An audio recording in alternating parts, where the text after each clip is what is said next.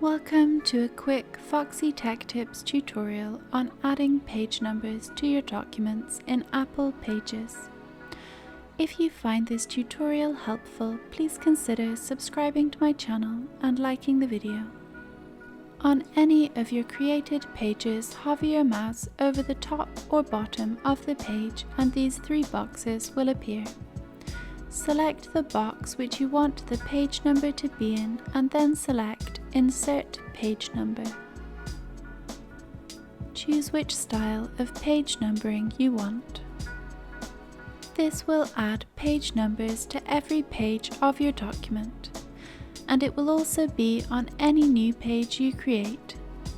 You can highlight one of them and edit the styling and formatting of the page numbers. Editing one of them will take effect on all of them.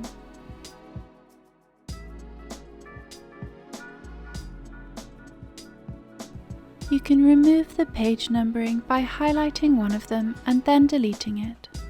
It will delete the numbering on every page. And that draws an end to this tutorial. Please like the video if you found it helpful, and subscribe to Foxy Tech Tips for more tips and tricks.